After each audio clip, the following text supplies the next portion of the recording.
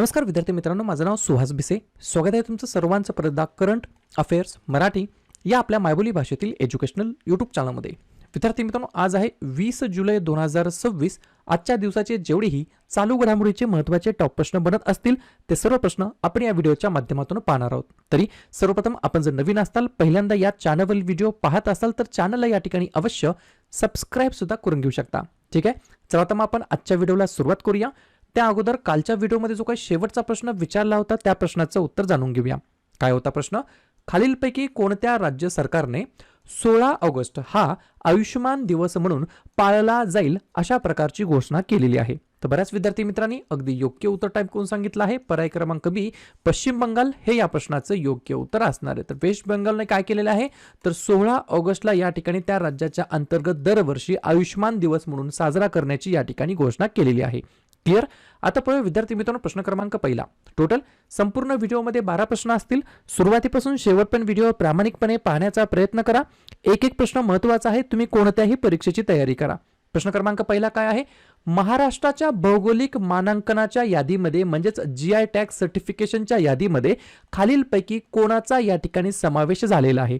प्रश्न क्रमांक पहिल्याचं योग्य उत्तर आहे पर्याय क्रमांक सी, वरील दोन्ही. बरोबर. तर पर्याय क्रमांक ए आपल्या नांदेडमधील असलेल्या माहूरचा जो काही रेणुका माताचा जो काही तांबूल प्रसाद आहे तो, आणि पर्याय क्रमांक बी लोणावळा चिक्की, या दोन्ही प्रोडक्ट्सला या ठिकाणी विद्यार्थी मित्रांनो जीआय टॅगचं सर्टिफिकेशन प्राप्त झालेलं आहे. लक्षात घ्या, तिरुपती बालाजीचा जो काही लाडूचा प्रसाद आहे तो भारतातील एकमेव देवाचा या ठिकाणी प्रसाद आहे ज्याला जीआय सर्टिफिकेशन मिळालेलं आहे. त्याच्यानंतर 2 नंबरचा जो काही देवाच्या मंदिरामध्ये जो काही मिळणारा प्रसाद आहे तो या ठिकाणी तांबूल प्रसाद ठरला आहे, जो की दुसरा प्रसाद आहे ज्याला या ठिकाणी जीआय टॅग मिळालेला आहे भारतातील. या गोष्टी तुम्हाला लक्षात ठेवायच्या आहेत, कन्फ्युजिंग करणारे आहेत. लक्षात घ्या, या ठिकाणी माहूरगडचा जो काही तांबूल प्रसाद आहे जो की नांदेडमध्ये आहे, वैशिष्ट्य काय तर माहूरच्या श्री रेणुका देवीला अर्पण केला जाणारा हा पारंपरिक आणि औषधी गुणधर्म असलेला तांबूल प्रसाद आहे. महत्व काय आहे तर तिरुपती प्रसादानंतर देशामध्ये मानाचा जीआय टॅग मिळवणारा हा महाराष्ट्रातील पहिलाच प्रसाद ठरला आहे. लक्षात घ्या, भारतातील दुसरा ठरला आहे देवाचा प्रसाद, तर महाराष्ट्रातील पहिला ठरला आहे. याच्यामध्ये कन्फ्युजन होऊ देऊ नका. आणि दुसरा पॉइंट, लोणावळा चिक्की 100हून अधिक वर्षाची परंपरा असलेली आणि 50 कोटीपेक्षा जास्त वार्षिक उलाढाल असलेली ही लोणावळा चिक्की आहे. याला सुद्धा या ठिकाणी जीआय टॅगचं सर्टिफिकेशन प्राप्त झालेलं आहे. ठीक आहे, अशा प्रकारची माहिती एक्झाम मध्ये विचारली जाऊ शकतात. बरोबर. अशा प्रकारचे वन लाईनर प्रश्न आपण 6 महिन्याच्या पीडीएफ मध्ये ऑलरेडी दिलेले आहेत. पीडीएफ ची किंमत ही 99 रुपये आहे. हा QR कोड स्कॅन करा फोन पे गुगल पे ने, आणि त्याचा जो काही स्क्रीनशॉट आहे तो 96730586 या व्हॉट्सअप नंबरला स्क्रीनशॉट पाठवा. 15 ते 20 मिनिटांमध्ये पीडीएफ दिली जाईल ज्याची तुम्ही बॅक टू बॅक झेरॉक्स काढून घेऊ शकता. ठीक आहे. पुढचा प्रश्न, प्रश्न क्रमांक दुसरा, खूप महत्त्वाचा प्रश्न. दरवर्षी आंतरराष्ट्रीय बुद्धिबळ दिवस केव्हा साजरा करण्यात येत असतो? International chess day, world chess day असं म्हटलं तरी काय हरकत नाही. 2 नंबरच्या प्रश्नाचं योग्य उत्तर आहे पर्याय क्रमांक डी, आजच्याच दिवशी 20 जुलैला आपण दरवर्षी आंतरराष्ट्रीय बुद्धिबळ दिवस म्हणून आपण साजरा करतो. हा दिवस 1924 मध्ये पॅरिस येथे आंतरराष्ट्रीय बुद्धिबळ महासंघ ची स्थापना झाल्याची आठवण म्हणून या ठिकाणी साजरा केला जात असतो दरवर्षी 20 जुलैला आंतरराष्ट्रीय बुद्धिबळ दिवस म्हणून. दुसराच प्रश्न आहे महत्त्वाच्या दिवसाबद्दल. तर लगेच काय करूया, जुलै महिन्यातील जेवढेही महत्त्वाचे दिवस असतील त्याच्यावरती एकदा रिव्हिजन टाकूया. 1 जुलैला भरपूर दिवस आहेत, जसं की राष्ट्रीय डॉक्टर दिवस, राष्ट्रीय टपाल कामगार दिवस, सीए दिवस, जीएसटी दिवस, वसंतराव नाईक यांची जयंती, महाराष्ट्र कृषी दिवस आणि SBI स्थापना दिवस. 2 जुलै जागतिक क्रीडा पत्रकार दिवस, 3 जुलै जागतिक प्लास्टिक पिशवी मुक्त दिवस. या ठिकाणी जुलै महिन्यातील पहिल्या शनिवारी म्हणजेच 4 जुलै 2026ला यावर्षी आंतरराष्ट्रीय सहकार दिवस. 11 जुलै जागतिक लोकसंख्या दिवस, 12 जुलै जागतिक मलाला दिवस, 17 जुलै आंतरराष्ट्रीय न्यायासाठी जागतिक दिवस, 18 जुलै आंतरराष्ट्रीय नेल्सन मंडेला दिवस आणि अण्णाभाऊ साठे स्मृती दिवस, 20 जुलै आंतरराष्ट्रीय बुद्धिबळ दिवस, 23 जुलै लोकमान्य टिळक जयंती, 26 जुलै कारगिल विजय दिवस, 28 जुलै जागतिक निसर्ग संवर्धन दिवस आणि जागतिक हिपॅटायटिस दिवस, आणि 29 जुलै आंतरराष्ट्रीय व्याघ्र दिवस. क्लिअर? पुढचा प्रश्न, प्रश्न क्रमांक तिसरा, दिल्लीचे नवीन पोलीस आयुक्त म्हणून कोणाची नियुक्ती झालेली आहे? 3 नंबरच्या प्रश्नाचं योग्य उत्तर आहे पर्याय क्रमांक सी, अनुराग कुमार असं त्यांचं नाव आहे. काय नाव आहे? अनुराग कुमार असं त्यांचं नाव आहे. दिल्लीचे नवीन पोलीस आयुक्त म्हणून त्यांची नियुक्ती झालेली आहे. प्रश्न आहे एखाद्या अपॉइंटमेंट्स बद्दल, एखाद्या नियुक्तीबद्दल, तर बाकीच्या झालेल्या नवनवीन नियुक्त्यांवरती आपण एकदा रिव्हिजन टाकूया. तुम्ही अभ्यास किती करता हे बिलकुल महत्त्वाचं नाहीये. केलेल्या अभ्यासावरती परत परत परत परत परत परत किती वेळा रिव्हिजन मारता हे महत्त्वाचं ठरणार आहे. लिहून घ्या. भारत जनगणना 2027 साठी ब्रँड अँबॅसेडर पदी कोणाला निवड करण्यात आलं होतं? सुदर्शन पटनायक. मोसाद या एजन्सीचे नवीन चीफ कोण बनले आहेत? रोमन गॉफमन. फिक्कीचे नवीन महासचिव अनंत स्वरूप. राज्यसभेमध्ये उपसभापतीपदी हरिवंश नारायण सिंह. नॅस्कॉमचे अध्यक्ष श्रीकांत वेलमकन्नी. संरक्षण लेखा नियंत्रक Anugrah Narayan Das. BWF badminton world फेडरेशनच्या परिषदेच्या अध्यक्षपदी PV सिंधू. भारताचे पुढील संरक्षण प्रमुख 3ऱ्या क्रमांकाचे CDS NS राजा सुब्रमणी. भारतीय नौदल प्रमुख व्हाईस ॲडमिरल कृष्ण स्वामीनाथन. विक्रम साराभाई अंतराळ केंद्राच्या संचालकपदी UP Raju. Confederation of Indian इंडस्ट्रीच्या अध्यक्षपदी R मुकुंदन. आणि दिल्लीचे नवीन पोलीस आयुक्त बनलेत अनुराग कुमारजी. ठीक आहे. पुढचा प्रश्न, प्रश्न क्रमांक 4 विचारला जाणार, स्टार मार्क करून ठेवा. युक्रेनच्या संसदेने, त्यांच्या संसदेला काय म्हटलं जातं? वेरखोवना राडा. बरोबर. तर यांनी काय केलेलं आहे? तर टिंबटिंब यांची युक्रेनचे नवीन पंतप्रधान म्हणून या ठिकाणी नियुक्ती केलेली आहे. 4थ्या नंबरच्या प्रश्नाचं योग्य उत्तर आहे पर्याय क्रमांक बी, सेरही कोरेत्स्की असं त्यांचं नाव आहे. काय नाव आहे? सेरही कोरेत्स्की असं त्यांचं नाव आहे. युक्रेनचे नवीन पंतप्रधान म्हणून त्यांची या ठिकाणी निवड करण्यात आली आहे युक्रेनच्या संसदेच्या द्वारे. प्रश्न आहे एखाद्या देशाच्या नवनियुक्त पंतप्रधानाबद्दल. तर 2026 मध्ये बाकीच्या वेगवेगळ्या देशांचे जे काही नवनियुक्त पंतप्रधान बनलेले आहेत त्यांच्यावरती आपण एकदा चर्चा करूया. म्यानमारचे आहेत यू न्यो सॉ. जमैकाचे आहेत अँड्रू हॉलनेस. थायलंडचे आहेत अनुतीन चार्नविराकुल. फ्रान्सचे आहेत सेबॅस्टिन लेकोर्नो. मादागास्करचे आहेत रुपिन जाफिझांबो. जपानचे आहेत साने ताकाची. नेदरलँडचे आहेत रॉब जेटन. हंगरीचे आहेत पीटर मॅगार. इराकचे आहेत अली फलिह काधिम अलजैदी.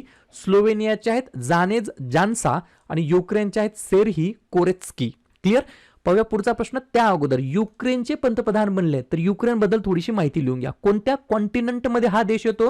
तर युरोप खंडामध्ये हा देश येतो. अध्यक्ष कोण आहेत? Volodymyr Zelensky. पंतप्रधान कोण आहेत? सेरही कोरेत्स्की. राजधानी कोणती आहे? क्यू. आणि चलन कोणतं आहे? युक्रेनियन रिन्विया. क्लिअर. पाहूया पुढचा प्रश्न, प्रश्न क्रमांक 5 लिहून घ्या. 100% हा प्रश्न विचारला जाणार. जपान ओपन 2026च्या महिला एकेरी या कॅटेगरीमध्ये विजेतेपद जिंकणारी पहिली भारतीय बॅडमिंटनपटू कोण ठरली आहे? डोळे झाकूनलेचं 5व्या प्रश्नाचं योग्य उत्तर आहे पर्याय क्रमांक ए, आपल्या PV सिंधू हे या प्रश्नाचं योग्य उत्तर असणार आहे. PV Sindhu stuns world number 3 to win the Japan Open title women's कॅटेगरीमधील. बरोबर.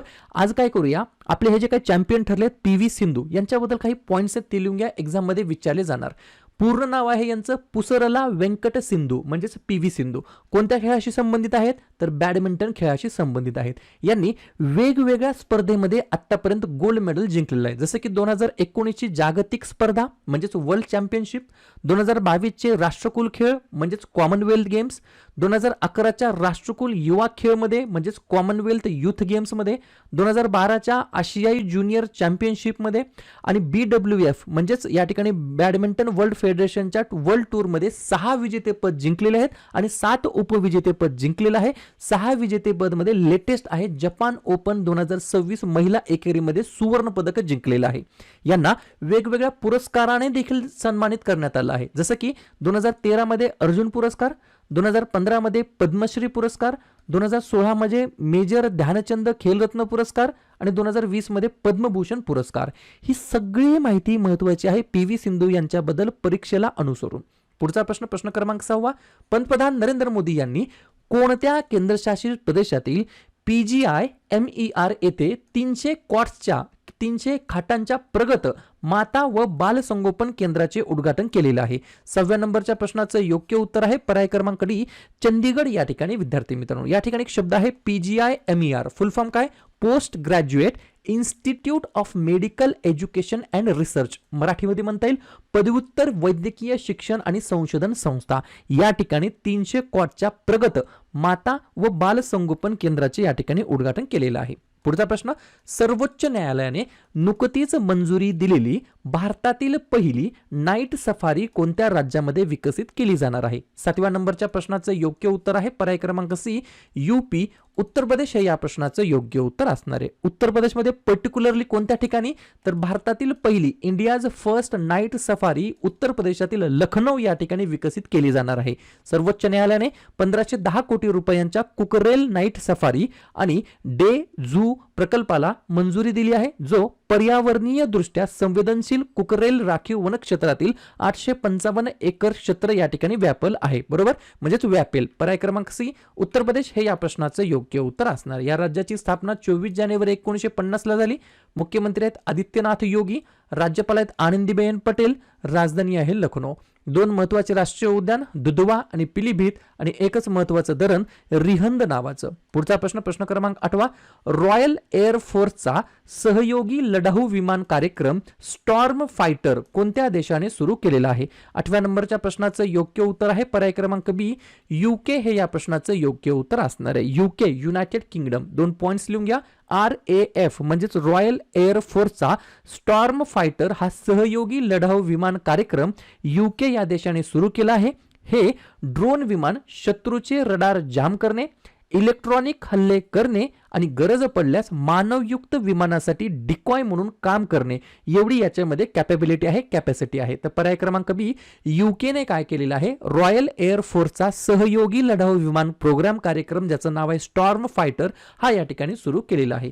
UK, United kingdom. ब्रिटन, ब्रिटनचे नवीन सम्राट आहेत चार्ल्स तिसरा. पंतप्रधान आहेत केईर स्टारमर, राजधानी आहे लंडन आणि चलन वापरलं जातं पाऊंड स्टर्लिंग. पुढचा प्रश्न, पंतप्रधान नरेंद्र मोदी यांनी कोणत्या राज्यातून भारताच्या पहिल्या हायड्रोजन ट्रेनला हिरवा झेंडा दाखवलेला आहे? India's first green railway. बरोबर का नाही? Green hydrogen railway.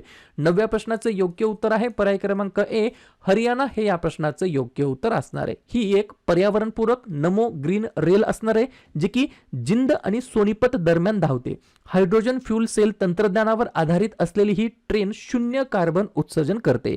याच्यावरच पुढचा प्रश्न आहे प्रश्न क्रमांक 10वा, भारताची पहिली हायड्रोजनवर चालणारी ट्रेन कोणत्या रेल्वे मार्गावरती धावणार आहे? तर पर्याय क्रमांक डी, जिंद आणि सोनीपत. कोठे आहे हे? तर हे दोन्ही हरियाणा राज्याच्या अंतर्गत स्थित आहे. India's first hydrogen train Jind Sonipat या रूटवरती या ठिकाणी धावणार आहे.